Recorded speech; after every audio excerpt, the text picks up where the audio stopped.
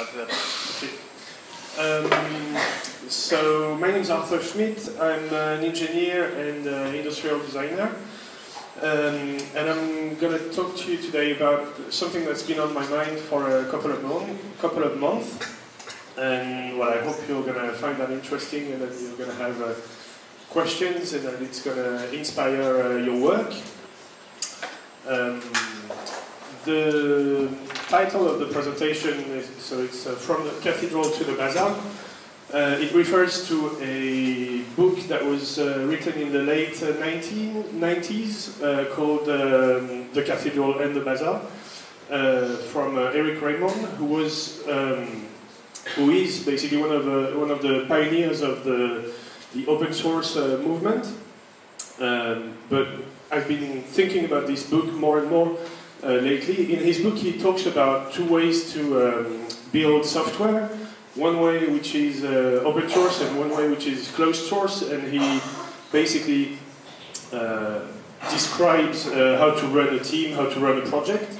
And I think this way of thinking is actually interesting in a broader setting, and so I'm going to try and describe to you how how we can apply it to other, like a wider subject.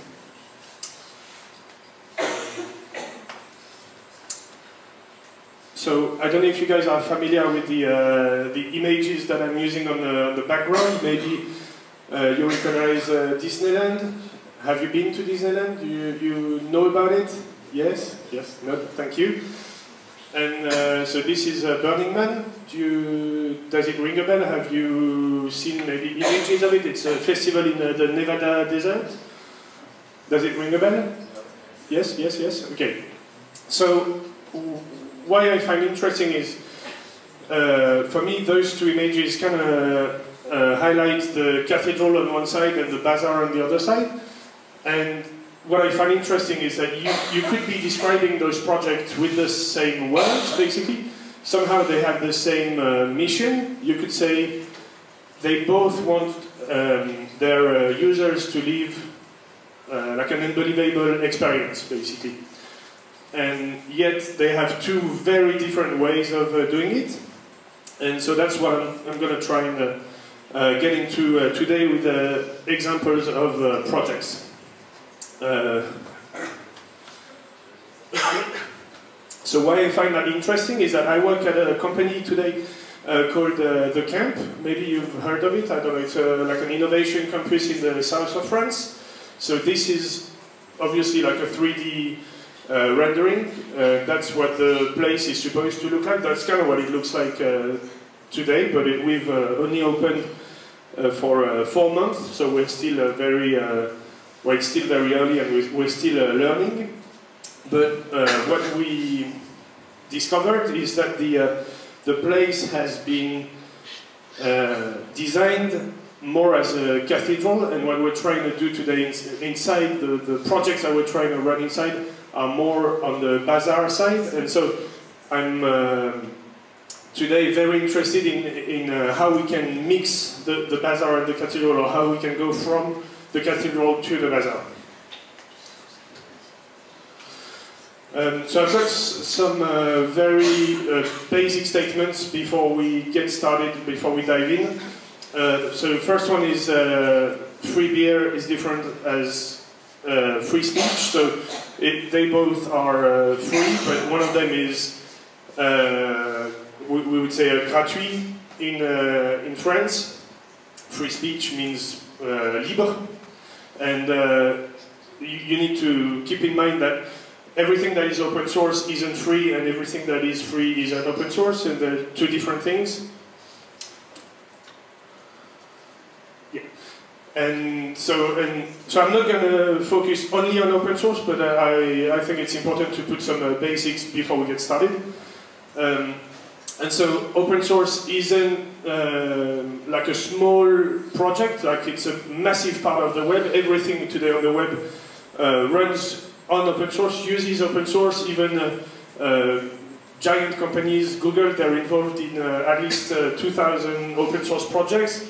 Facebook contributes to open source projects, so it's it's like a massive part of the web and a massive part of the industry now. So I've just put together two kind of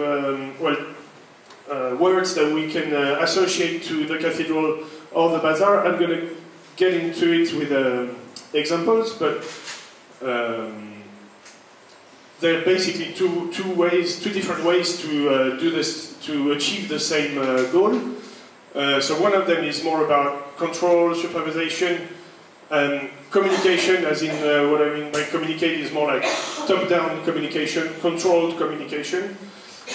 So protect your IP, protect your rights, your creation, and so on. Opacity, it means you don't want people to know how it works.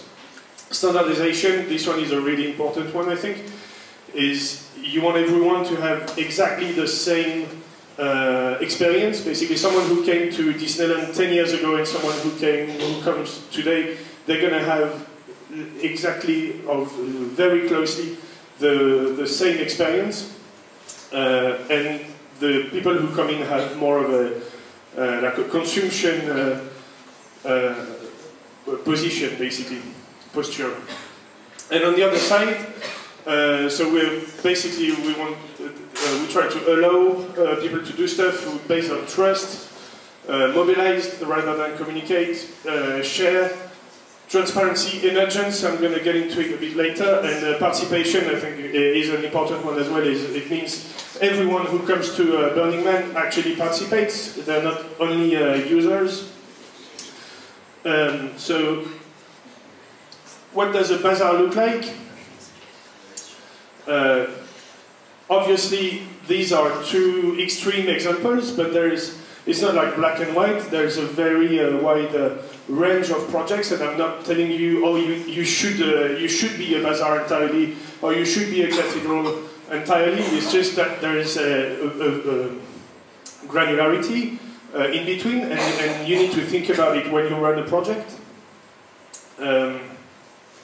I don't know if you guys can read it, but so the first one is porous organizational boundaries. So in the bazaar, it's not very clear who's in or who's out, and that's a very new way to think about collaboration in big companies, basically. Because it used to be, okay, you're either an employee or you're outside of the company, and now it's changing, and so the ways to interact with companies are going to become very porous. So encourage initiatives, so that means in the bazaar you want people to take basically responsibility for projects and take initiatives and help them take initiatives. Minimize friction, it's like the second part of the previous one. It means if you want people to take initiatives, you've got to remove boundaries at every step, basically, and minimize everything that's going to prevent them from participating or contributing. Decentralized governance and turned around on those who make. That's what we also call a duocracy, which means it's the people who make who are right, basically. If you're making it, you're right, rather than okay, we need to talk about it and then make an action plan and decide who's going to work on it. And it's basically if you think it's right and if you're able to make, then do it, and you're right. Few rules, but deeply shared. I'm going to give a few examples later in the presentation on that aspect. I think it's a very important aspect in the maker culture and open cultures. Dissemination of information. Okay, obviously, a bazaar is always going to try and share what they do. Divergence, so that means within a project there can be offsprings, and people can use the project and transform it into something else, and that's something we see a lot in the bazaar. And strong sense of belonging. bazaars that work well basically have yeah, very strong sense of belonging for the people who are in them. Does that make sense? Yeah? Do you understand my English? So there's another metaphor that works quite well, I think, and I've done this presentation in front of big corporations, and they like the idea of having words like a vocabulary that they can use, bazaar and cathedral, that they can apply to their work. And one metaphor that they understand really well also is the one around music. So on the left is like a very centralized concert, so everyone is basically playing their own part, and we've got the chief that is running everything, and then there's people in the audience who are just passively watching. And on the other side, you've got what we could call a music jam. And on this side, so people are sitting very differently, and it's not very clear who's in the audience and who's actually participating.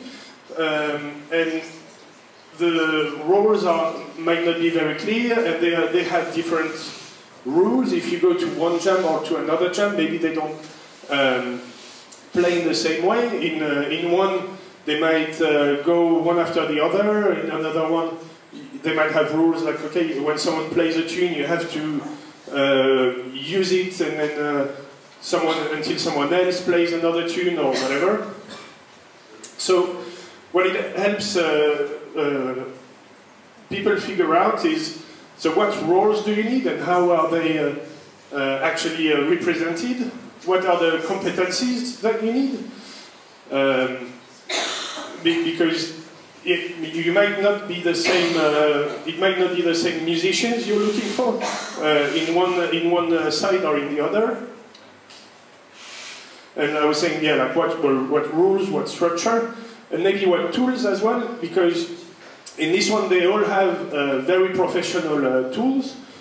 On the other side, maybe someone actually just taps on a chair and then it starts making music, and so you can have tools that are very a lot easier to use. And so here are a few things that I want to talk to you about in the examples that are going to be coming just after. So there's something about emergence, something about commons, so things that we can share. Forks, so how people can use a project and modify it for another use. Transparency, system thinking. I think this one, I mean, if you're interested in design, I mean, for me this thing is very interesting. And engagement, which is basically a different way of bringing people into your project.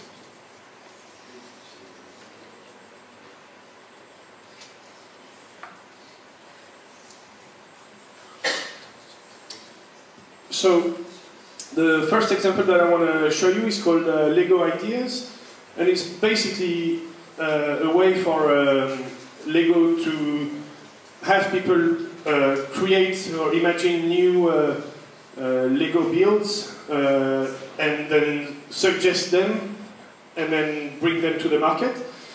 So Lego is like, okay, people really like our product, and some people outside do like crazy things with our Legos, but we could hire them, but they're hard to find, or maybe they're not looking for a job, and somehow there is more intelligence outside of the company than there is inside. So they're saying, okay, how can we leverage this intelligence and give them tools to contribute? And they started with a platform that they brought in Japan at the beginning, that was called Lego Cusco, and so they tried it for a year. Then it worked really well. They got really interesting projects out of it that they brought to the market, that they sold to clients, and so they were like, okay, we can bring it to the next step and make it worldwide and have people contribute. And so now it really it's working. I mean, they have people contributing lots of different ideas, and then some of them they bring to the market and they sell like normal Lego sets. So it's like crowdsourcing, if you're familiar with the word, I guess. So this one, I don't know if you've heard about it, but it's a party game, basically, that was made by a guy from the Oatmeal. I don't know if you've heard of it, it doesn't matter. And this is their Kickstarter page. So this one was the most funded game on Kickstarter, and so it's nearly $9 million. And you're like, okay, so how did they manage to gather that much money and that much people around on their game? Which, I mean, I haven't tried. It looks really fun, but like 9 million is a lot of money. And one way, like if you look at how many commentaries they got on their project, so here it reads about 110,000 comments. So they managed to gather a really big community around their project. I mean, most Kickstarter projects have maybe 500, 1,000, and they have like 100,000. And instead of running their project like normal Kickstarters and have extended goals, okay, if we reach that many contributors, we go to the next level, blah blah blah, we unveil a new color for our product. They basically run extensions within the game. So they were like, okay, if during the weekend we have 5 different people sending us pictures of them disguised as Batman in a jacuzzi, then we will add a new card to our game. And so people were actually playing, and they wanted to add those new cards, and so they contributed, both these guys took pictures and sent them on Twitter, and so there was some kind of buzz effect, we could say, that meant that more people wanted to participate, and so that's how they managed to engage and build such an impressive community. So one other aspect of running like crowdsourcing or crowdfunding that I find really interesting is how it can be used for actual fabrication. So this is OpenDesk. I don't know if you're familiar with it, but it's basically furniture. So they make furniture out of wood with the similar machines that you have back there.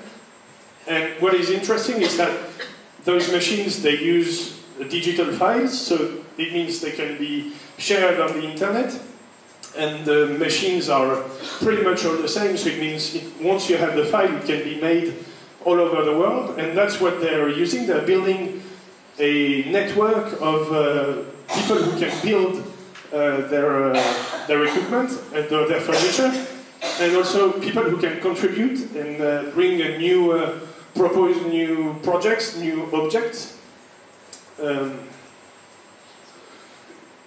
Lately, they're using basically distributed fabrication, and they're also using something called a make it or buy it, which means on their website you can either buy the furniture, and they're going to connect you to one of the guys, one of their producers that lives next to where you live, and they're going to send them the file so that they can build it for you.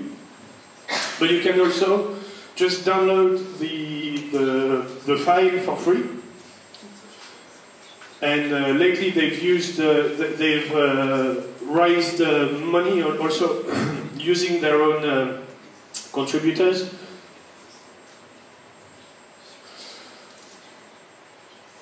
So this is a project we worked on in 2013, so it's really not up to date. but it shows something that I find really interesting, which is the aspect of fork in open source projects. So this is one of the early 3D printers that was started in Bath in 2005.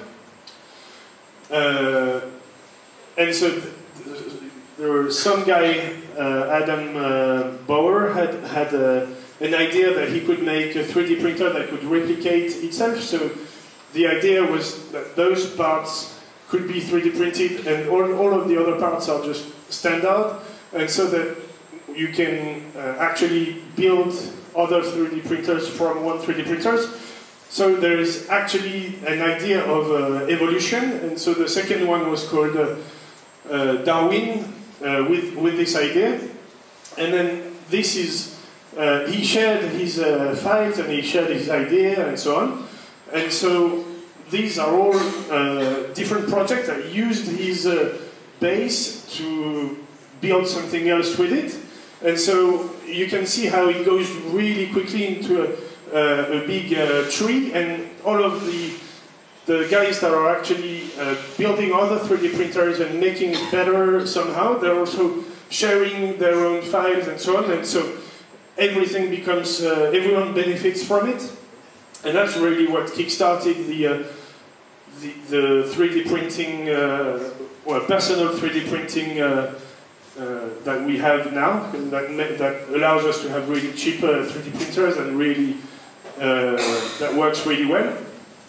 And so not all of them are free, not all of them are entirely open source, and some of them are just used by companies to sell products. So this is a MakerBot here, and I'm not sure what you have here as 3D printers, but they're definitely somehow descendants of this first 3D printer.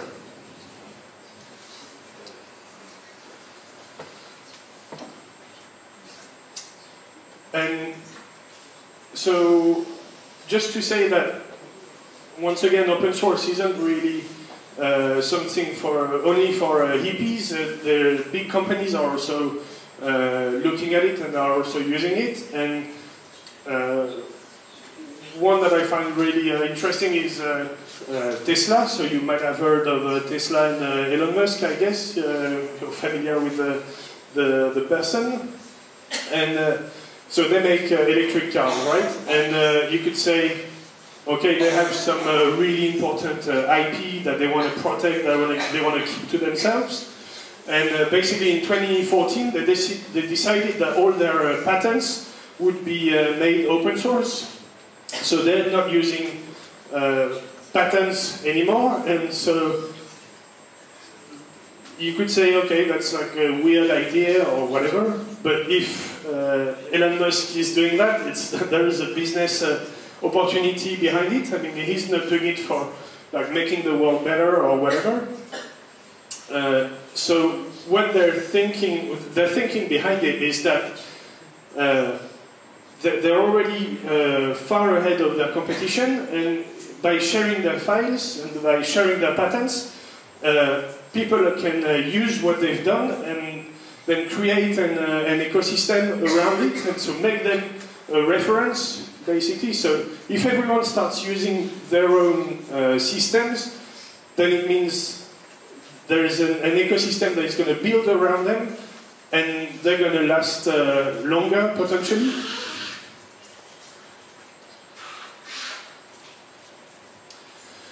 And in this idea of fork and using projects for different ways or different things that they weren't made for at the beginning, this is a project that I find really inspiring. He's French, and he's Gaël Langevin. He's making robots that are 3D printed and mechanized and that are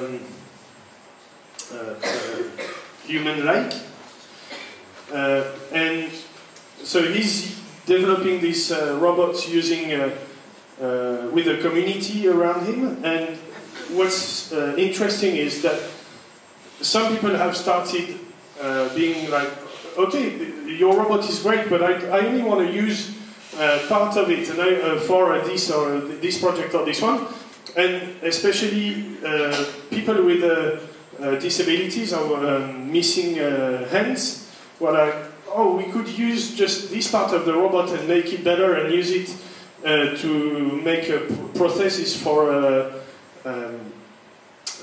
disabled people. And so this means the project is actually changing form, and some people are making only this part better, but they're also contributing to the rest of the robot by doing that and using it as something that really wasn't meant for at the beginning, and it's starting businesses also, because it means they can start and make processes that are going to be cheaper and that people can build on their own, and so it brings it's better for the economy as well, better for people who weren't able to buy processes cheaper than like thousands of dollars, and now they can. So it's inspiring. This one I'm showing because it's one way of working and involving a community is to actually have a community for this, for that uses your product and that exists on the web somewhere, but that is different from your company. And so this is a community that is called DIY Drones, and the company behind it is called 3D Robotics, and so they're actually building professional drones, but they're using the community and the way they're transforming their products and the way they're contributing to the drones to make them better, to actually make some kind of loop that is beneficial for everyone. One other aspect, or one other example would be what MakerBot, so the guys who do 3D printers, have been doing with Thingiverse, that you might be familiar with, which is like a library of 3D printable files. And so this means they have the community and the company, and both of them are actually, well, benefiting from each other. So you might have used Arduino as well. So you're familiar with what it is, right? So it's like a microchip controller. It's been around for about maybe 12 years, I'd say. And what's interesting is that it hasn't really changed in shape, because when it came out, it started by giving away all their plans, so making it open source, and they started basically a system, a framework, so that a lot of people were then able to build shields and plugins, basically other products that could be added to this product, and so they created an ecosystem of other companies and other contributors around them, and that helped make their product better and better and better.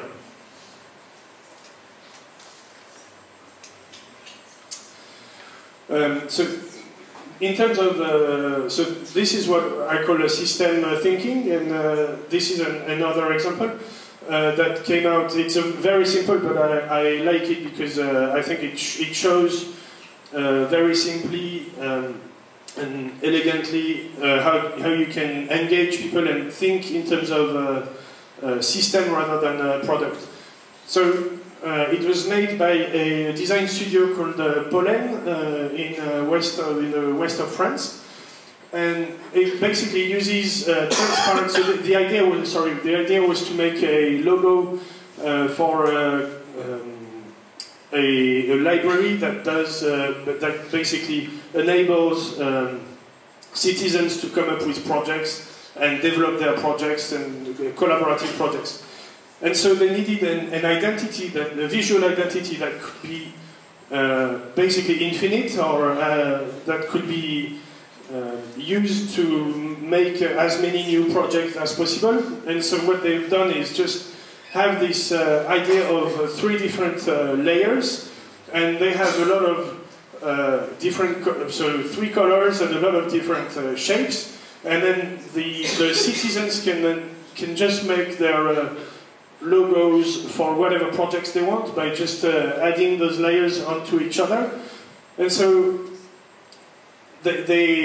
what the design studio, what they've done is just hear the need, and then they were like, okay, we need to create a framework and that is going to allow anyone to be a designer on their own in their own way.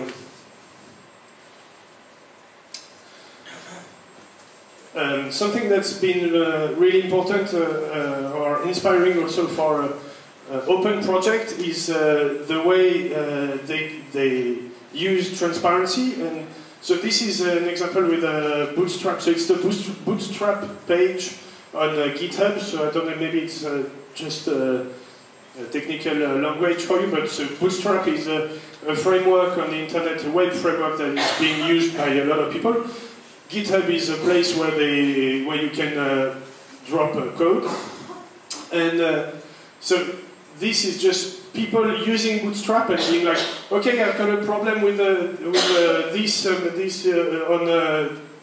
iOS, or there's a problem with this button, blah blah blah blah blah blah, and so starting from there, so this is the number of open issues and the number of issues that have been resolved.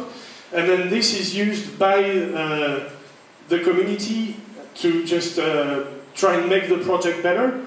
And I'm just trying to imagine what it would mean if Renault started to have like an open issues, or well, any company, any big company that you know around you, what would it mean for them to share the problems that they have openly and have people trying to contribute to them. I think that's I think that's one way of showing how transparency can projects can benefit from transparency. And if you push it to the limit, I mean, you can really have citizens contribute to different projects, to your projects. And so this one is an example. It's called Smart Citizen. It started in Barcelona, and what it started as is basically a microchip controller to build your own weather station. So it's been built in Fab Labs.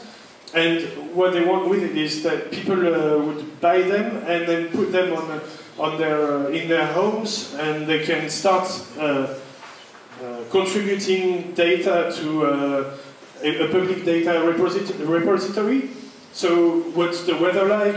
What are the problems with sounds? And so other people can then use this data and analyze it, and people can also contribute to the product itself, the microchip, and make it better, so that more people can use it and more people can contribute to data and to making their city better.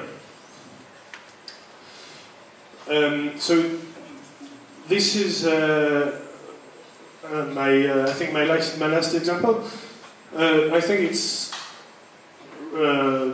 interesting to talk about culture and what it means for people in the open community.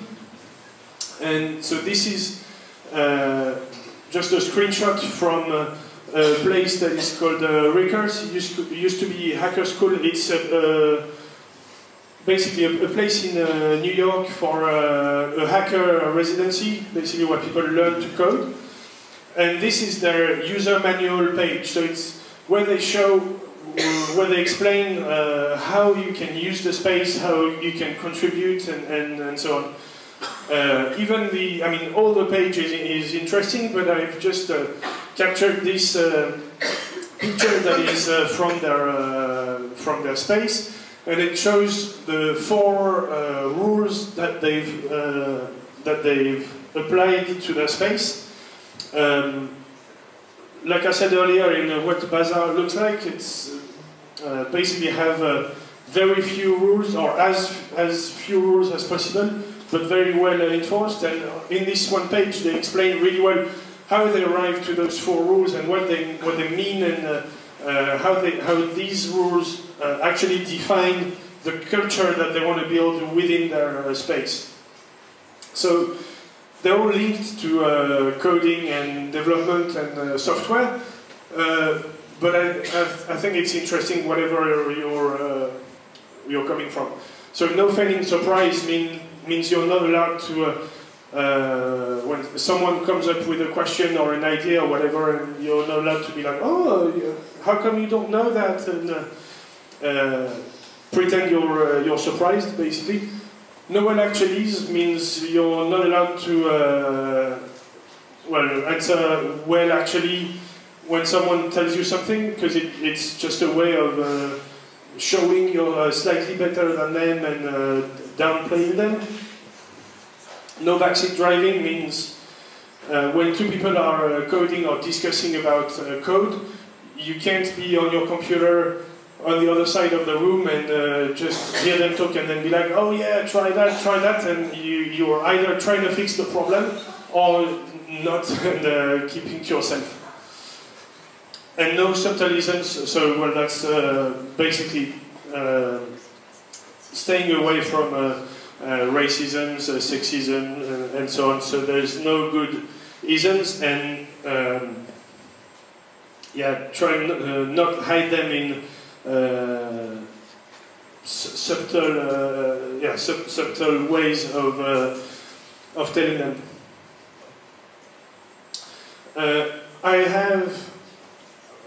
I've been involved in a project called Museumix for about 8 years now, and so it's a community that is based around a hackathon that happens in museums once a year. So we gather people from different backgrounds, bring them in a museum for 3 days, and have them build basically prototype around what's the idea of the museum that they would like to see. And it's now an international project. We're in 20 countries and with a lot of people involved. And what we've learned is how we can think of our project in a way that can engage more and more people as it goes. And so we have these 4 different levels, and that we try and think about when we develop new ideas in Museumix. So the first one is observation. We need to make sure people see what is happening, and that we need to show what's being done. Participation, obviously.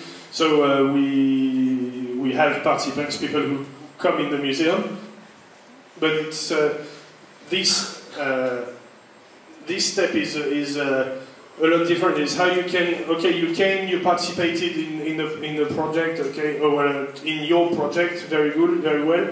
But then how can you become a contributor and actually contribute to the bigger project, to the community itself? And then activation, which is how you can become actually one of the heavy users who are going to help all the other ones contribute and get to the next step.